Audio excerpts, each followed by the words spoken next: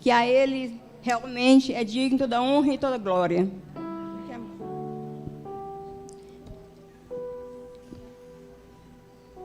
Eu vou ler aqui um versículo, se vocês quiserem abrir as suas Bíblias, eu acho que vai ser importante para a gente, tá? Para Deus principalmente. 2 Coríntios, versículo 9, do 6 ao 8. E digo isto, que o que semeia pouco, pouco também ceifará. E o que semeia em abundância também ceifará.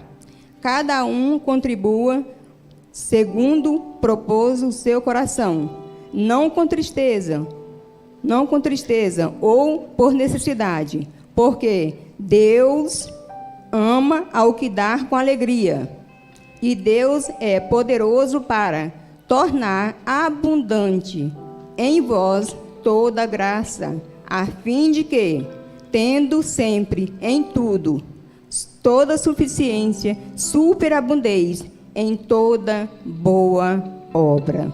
Amém? Amém, glória a Deus.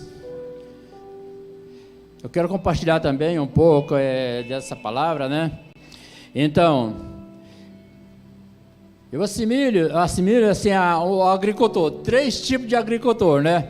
Tem aquele agricultor que semeia, tem uma terra grande, prepara a melhor terra e prepara a melhor semente. Qual que é a perspectiva dele? É de colher o melhor fruto em abundância. E também tem um agricultor que ele prepara a terra também, mas só que não com muito cuidado, não semeia a melhor semente, ele vai colher menos. E tem um agricultor que às vezes não planta nada, fica esperando para comprar dos outros, e esse não vai colher nada. Não é bem semelhante, mas assim, diz assim, condiz essa palavra que está falando que aquele que semeia pouco, pouco também vai colher. O que semeia muito, muito vai colher. Né? E o que dá para entender, se você não semeia nada, como que você pode esperar de Deus alguma coisa? Né? Então, tudo que nós semeamos no altar do Senhor, nossa vida, os louvores, o serviço, o dízimos e oferta, certamente Deus vai te recompensar em tudo. Não é uma troca, mas Deus é amoroso, Deus é poderoso para fazer isso. Amém? E que nós façamos isso não com tristeza, mas com alegria, porque tudo que nós depositamos na casa do Senhor com alegria, certamente não vai passar despercebido. Deus está olhando para você, e mais à frente fala que Deus é suficiente em tudo.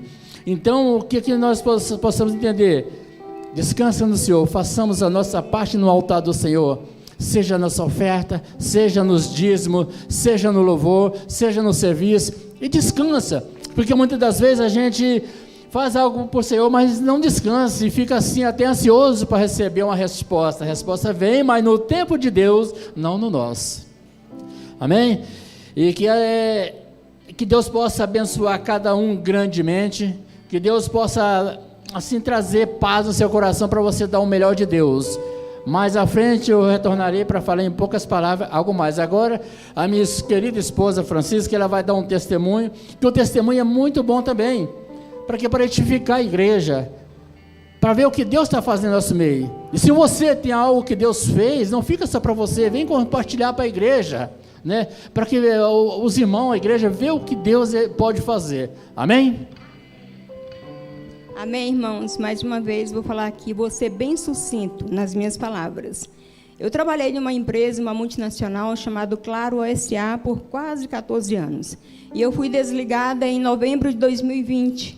Aí deixei passar dezembro, janeiro da entrada no seguro-desemprego, mas aí eu comecei a pensar, eu não nasci para ficar em casa, eu gosto de sair, eu tenho assim esse ritmo. E aí foi passando o tempo e comecei uma campanha, como eu estava em casa, comecei uma campanha na igreja onde eu congregava anteriormente.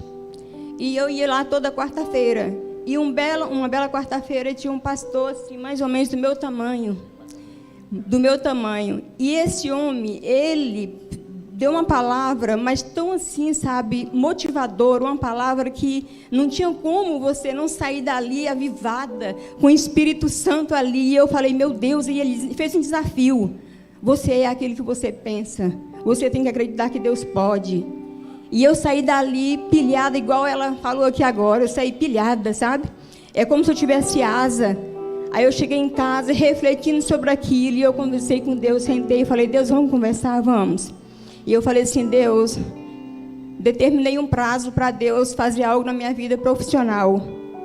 E aí eu fiquei naquela expectativa, e orando, e jejum e oração. E aí na outra quarta-feira eu fui de novo.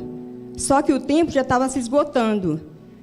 E aí na quarta-feira teve outra pessoa pregando, que eu acho que foi a pastora Enói. Aí na quinta-feira seria o penúltimo dia do prazo que eu e Deus tinham combinado. E aí eu só sei que na quinta-feira eu falei: meu Deus, está acabando um tempo, e aí?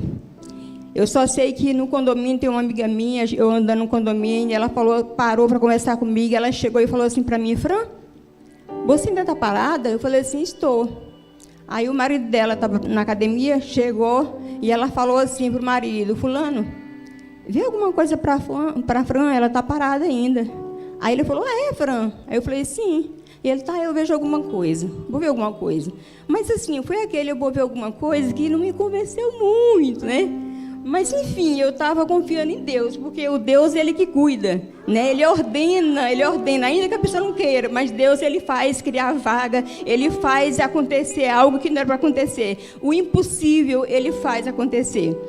Bom, então, na quinta-feira, ela falou isso, e aí, na sexta-feira, levantei, eu falei: meu Deus, hoje é o último dia, e aí? Nada, o telefone não toca, não tem uma mensagem, não tem nada. Eu falei: Senhor, será que eu vou ser envergonhada? Mas eu combinei contigo, ninguém sabe. Bom, aí eu fiquei, né? Então seria o dia de eu arrumar minha casa, dar aquela faxina. Eu falei: não vou fazer nada. Já que não aconteceu nada na minha vida, não vou fazer nada aqui também. E aí também não fiz. E eu só sei que deu meio-dia, eu não tinha almoçado, estava num jejum e oração. Eu fui para a cama, chorei, igual aquela música, como criança. E chorei ao Senhor. Eu falei: é, Deus, está chegando o final, né? O dia está acabando e nada. Quando foi por volta de umas 3h30 para 4h, meu telefone toca. Eu não conhecia aquele número. A sorte, quando a pessoa ligou, falou assim: Fran, é fulano. Porque geralmente, se não fala, eu desligo. Eu não sei quem é. É fulano, olha só, eu estou te ligando, porque surgiu uma oportunidade aqui e me explicou o que era. Você aceita? Eu, glória a Deus, aleluia, saltitando e pulando, e sabe, aquela coisa toda, e ele sem entender nada, porque eu tinha feito um propósito com o Senhor, e o último dia seria ali na sexta-feira. E aí ele falou assim: aceita? Eu falei: ah, já aceitei. Falei: fulano, Tiago, olha, eu estava no propósito com o Senhor e o último dia seria hoje. E ele pôs o emprego é seu. E aí quando foi na quarta-feira seguinte, eu fui lá e testifiquei que a pastora estava lá. Eu testifiquei o que Deus fez na minha vida, através de uma posição que eu tomei, de jejum e oração. Uma pessoa que te motivou. Então a gente tem que estar buscando no Senhor, porque Deus, Ele faz. Ele cria, Ele faz o impossível, ainda que a gente esteja meio capenga, mas Deus nos levanta para acreditar que Ele tudo pode. E muito obrigada, tá, gente? Aleluia! Então é isso aí, esse é o nosso Deus, né? Você faz um voto com Deus, é o que eu estava falando, às vezes não, o tempo de Deus é de Deus, às vezes a gente fica ansioso, mas Deus não falha. E eu acho que nem tarda, porque é o tempo dele, né? Amém?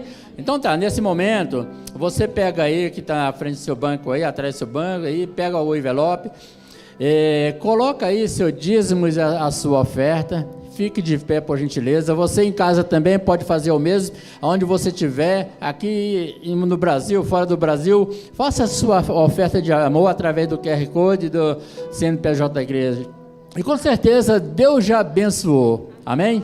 Senhor, que em nome do Senhor Jesus, agora, ó Pai, nós queremos, Senhor, entregar a Ti, ó Pai, aquilo que é de melhor, Pai. Senhor, já agradecendo, porque muito o Senhor tem feito por nós, ó Pai. Que abençoe essas ofertas, Senhor, abençoe esse dízimo. Abençoe cada um segundo, Senhor, a Tua grandeza, Pai. Assim eu te oro, Pai, em nome do Pai, do Filho e do Espírito Santo de Deus. Amém. Os irmãos podem dirigir até aqui, por favor.